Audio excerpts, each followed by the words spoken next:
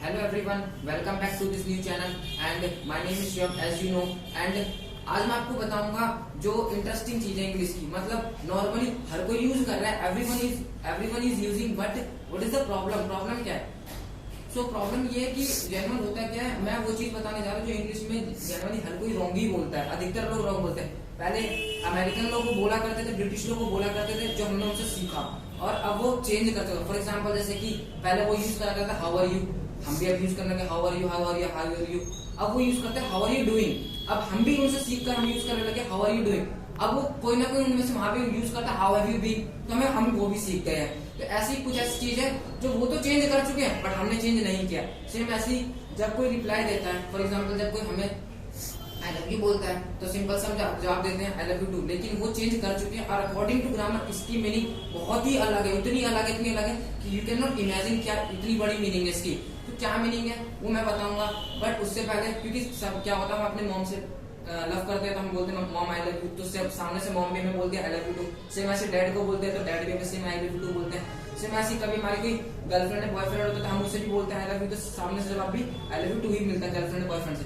तो क्या वो मीनिंग सही है? नहीं, उसकी मीनिंग अलग है। जो आप सोच रहे हो उसके उल्टा विपरीत है, उल्टा अपोजिट है। तो क्या है मीनिंग वो मैं बताऊंगा, लेकिन उससे पहले हम जानेंगे डिफरेंस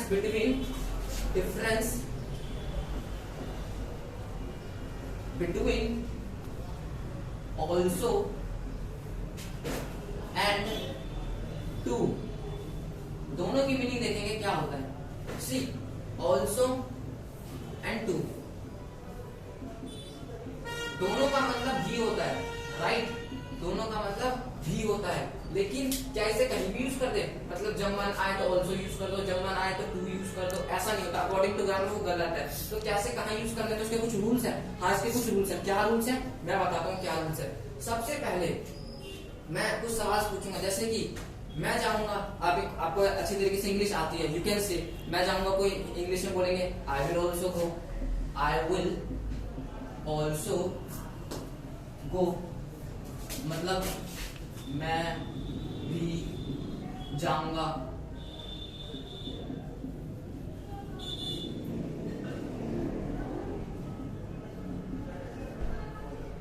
राइट, मैं भी जाऊंगा। मैं बोलूंगा ही विल कम, तो वो आएगा। मैं बोलूंगा वह वो भी आएगा, तो इसको इंग्लिश में कैसे बोलेंगे? आप लोग इजी है, बहुत इजी है। ही विल ऑल्सो कम आएगा ना, ही विल ऑल्सो कम, मतलब वह भी आएगा। राइट, वह भी आएगा, he will also come, he will also come, वह भी आएगा। मैं भी जाऊंगा, आई विल ऑल्सो गो। सो और टू का मतलब क्या होता है? टू का मतलब सिंपल सा आता है, मैं टू की तरफ आ रहा हूँ, आपको बताने के लिए टू की तरफ। तो टू का मतलब क्या होता है कि मैं खाऊंगा भी। फॉर एग्जाम्पल जैसे कि मैं खाऊंगा, आई विल ईट, मैं खाऊंगा भी, आई एम नॉट सेइंग मैं भी खाऊंगा, मैं भी खाऊंगा मीन्स मैं भी खाऊंगा। I will also eat, but मैं खाऊंगा भी, मतलब कहीं आप पानी पिला के मुझे भेज रहे हो, वो मतलब नहीं, मैं पानी तो पीऊंगा ही पीऊंगा, साथ में खाना भी खाऊंगा, यानी खाऊंगा भी यानी कि I will eat two means मैं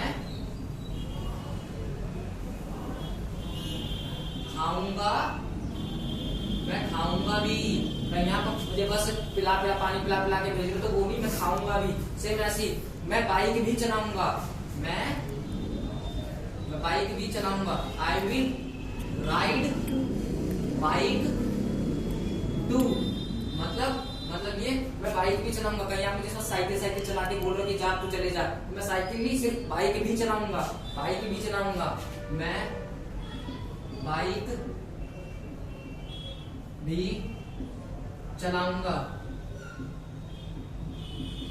राइट, मैं बाइक भी चलाऊंगा। कहीं आप साइकिल चलवा रहे हो, तो ये होता है टू का डिफरेंस और भी का डिफरेंस। मतलब सब्जेक्ट के बाद अकॉर्डिंग टू हिंदी, सब्जेक्ट क्या होते हैं इंग्लिश में? I we you they he she it name. Same Hindi में बोलूंगा सब्जेक्ट क्या होते हैं? आप बोलोगे मैं, आप, वह, हम, वे। लड़की के लिए वह हिंदी में, और इंग्लिश में भी मैथ लड़के के लिए भी वही होता है। तो ये सारे क्या होते हैं? सब्जेक्ट होते हैं हिंदी में। मैं, आप, तुम्हारा, आपको, हम, वे, क्या होते हैं, सब्जेक्ट होते हैं। तो इनके बाद अगर भी आए तो ऑल्सो लगेगा। इनके बाद मैं, तुम, तुम्हारा, आपसे, इनके बाद अगर भी आए तो ऑल्सो लगेगा। ऑब्जेक्ट के बाद आए, देखो ऑब्जेक्ट के बाद भी आए, ऑब्जेक्ट के बाद भी आए, ऑब्जेक्ट है भाई, उसके बाद भी आ रहा है तो टू लगेगा।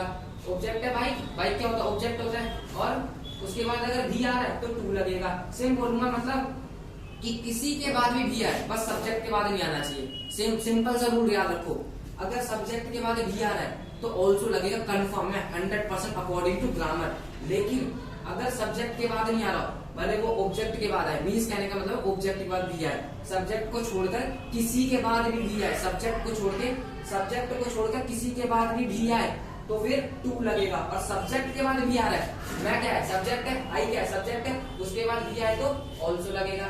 ही क्या है, सब्जेक्ट है, ही को इंग्लिश में, हिंदी में क्या बोलते हैं, वह भी सब्जेक्ट है, इसके बाद हिंदी में भी आ रहा है यानी कि ऑल्सो लगेगा। हमें हिंदी पे पहले फोकस करना है। हिंदी में देखेंगे क्या इस सब्जेक्ट के बाद भी आ रहा है, अगर आ रहा है तो ऑल्सो लगेगा। सब्जेक्ट के बाद भी आ रहा है, हाँ आ रहा है तो ऑल्सो लगेगा। सब्जेक्ट के बाद भी आ रहा है, हाँ आ रहा है, ऑल्सो लगेगा। सेम ऐसे ही देखेंगे टू, क्या सब्जेक्ट के बाद भी आ रहा है, नहीं, सब्जेक्ट ये रहा मैं यानी कि आई, इसके बाद तो भी नहीं आ रहा यानी कि क्या लगेगा, टू लगेगा। सब्जेक्ट क्या, मैं, क्या मैं के बाद भी आ रहा है, नहीं आ रहा, किसके बाद आ रहा है, बाइक, बाइक मींस ऑब्जेक्ट, उसके बाद आ रहा है तो क्या लगेगा, टू लगेगा। सब्जेक्ट के बाद अगर भी ना आए तो फिर टू लगा दो, और ऑब्जेक्ट और सब्जेक्ट के बाद जस्ट भी आ जाए तो फिर ऑल्सो लगा दो। यही डिफरेंस है ऑल्सो और भी का, कि ऑल्सो का मतलब भी होता है, टू का मतलब भी होता है, लेकिन कहाँ कौन सा यूज करना है ये इस पे डिपेंड करता है। अगर सब्जेक्ट के बाद आएगा तो you will have to use also, और अगर सब्जेक्ट के बाद ना आ रहा भले किसी के बाद भी आए तो you will have to use too. तो अब तो समझ आ गया होगा कि ऑल्सो कहाँ यूज करना है, टू कहाँ यूज करना है। अब मेन उस पे आ जाओ जो मैंने आपको शुरू में बात छेड़ी थी। सबसे शुरुआत में क्या बात छेड़ी थी कि कोई भी हमें जब ये बोलता है सिंपल सा, मतलब ये कोई बोलता है तो हम सामने से आप सिंपल सा कभी भी चैटिंग करते वक्त ये लाइफ टू लाइफ क्या बोलते हैं, ये दे देते हैं, राइट, यही तो बोलते हैं। सामने से आप क्या दे देते हैं, ये दे देते हैं। अब इसकी मीनिंग चेक करते हैं, मीनिंग क्या होती है, इसकी मीनिंग क्या होती है।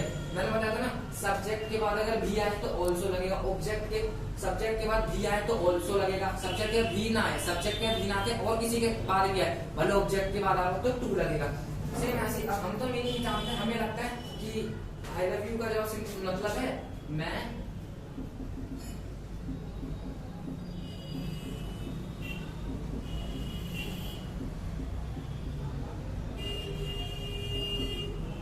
बस ये मतलब आ रहा है, मैं आपसे बात करता हूँ, लेकिन हम इसका मतलब क्या सोच लेते हैं, हम इसका मतलब ये सोच लेते हैं कि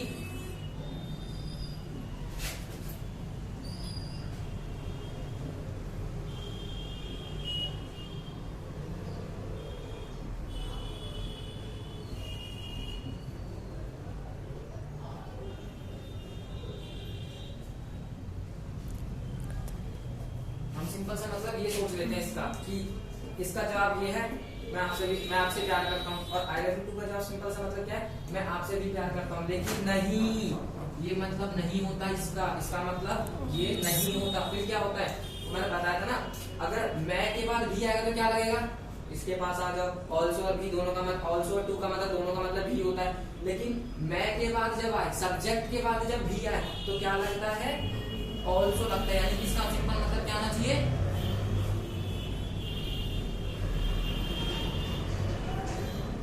ये मतलब होगा इसका मतलब क्या होगा, ये होगा इसका मतलब, सिंपल सी मतलब क्या होगा, ये वाला मतलब है इसका। यानी कि मैंने बोला था ना, सब्जेक्ट के बाद भी आए तो ऑल्सो लगता है, सब्जेक्ट के बाद भी आएगा तो क्या लगेगा, ऑल्सो। सब्जेक्ट है हाँ, इसके बाद क्या है भी, तो कौन सा लगना चाहिए, ये लगना चाहिए। दुनिया लेकिन ये नहीं बोलती, लेकिन ग्रामर के अकॉर्डिंग यही सही है, ये गलत है। अकॉर्डिंग टू ग्रामर यही सही है और ये गलत है। क्यों? क्योंकि मैं के बाद भी आ रहा, मैं के बाद भी मैंने जस्ट अभी आपको समझाया था, मैं के बाद भी आएगा तो ऑल्सो लगेगा, ना कि टू लगेगा। तो ये सही है, अकॉर्डिंग टू ग्रामर यही सही है और यही माना जाएगा। अब इसे यूज किया जा रहा है, लेकिन आप देखो बॉलीवुड वगैरह में या सीरियल्स में, टीवी में इसे यूज ना करके इसे यूज करते हैं, because they don't focus on grammar. वो फोकस ग्रामर पे फोकस नहीं करते, they just focus on speaking, speaking में फोकस करते हैं।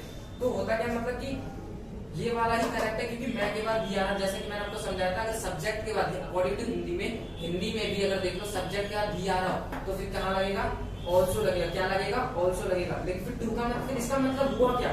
अगर ये वाला मीनिंग इसका मतलब है, ये वाला मीनिंग इसका मतलब है, इसका मतलब क्या हुआ? तो मैं सिंपल से बता देता हूँ, इसका मतलब हुआ कि देखो, अब आप ही कर लो ना, मैं भी बताऊँ, आप ही कर लो। मैंने क्या बताया था?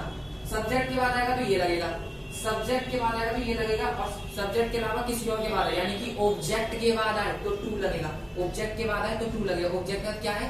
भी है, ऑब्जेक्ट का भी आएगा तो ये लगेगा। अब सिंपल से आप मीनिंग कर लो ना, ऑब्जेक्ट का भी लगाओ। ऑब्जेक्ट क्या है इसमें से? क्या आई ऑब्जेक्ट है? नहीं, ये तो सब्जेक्ट है। क्या ये? अरे ये तो एक्शन है, यानी कि वर्ब है, और ये क्या है? यही तो ऑब्जेक्ट है। तो इसके बाद भी लगाओ हिंदी में, इसके बाद भी लगाओ। हाँ, इसकी मीनिंग करने के लिए, हाँ इसकी मीनिंग करने के लिए इसके बाद भी लगाना है, इसके बाद भी लगाओ।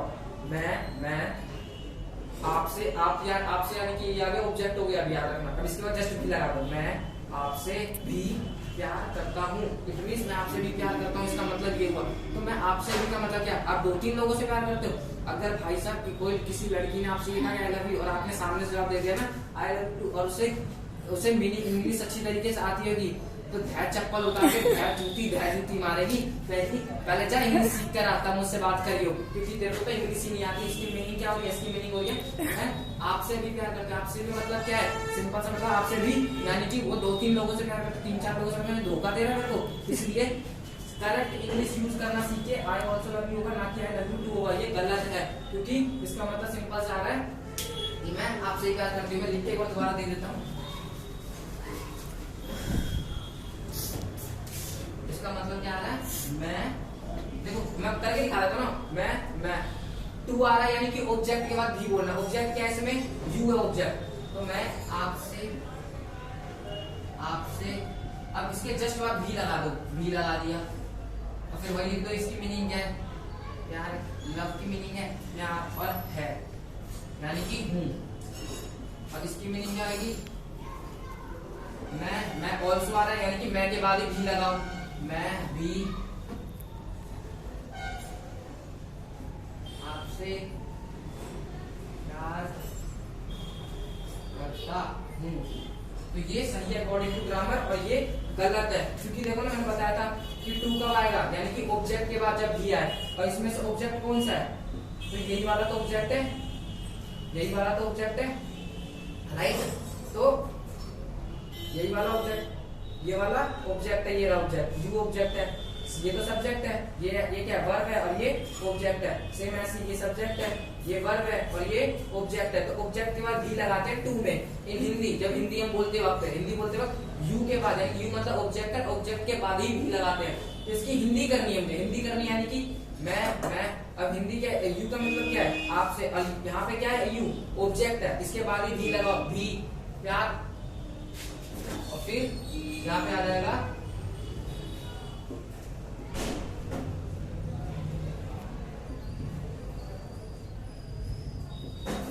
करता हूँ, और इसमें ऑल्सो में, यानी कि मैं के बाद ही लगाते हैं।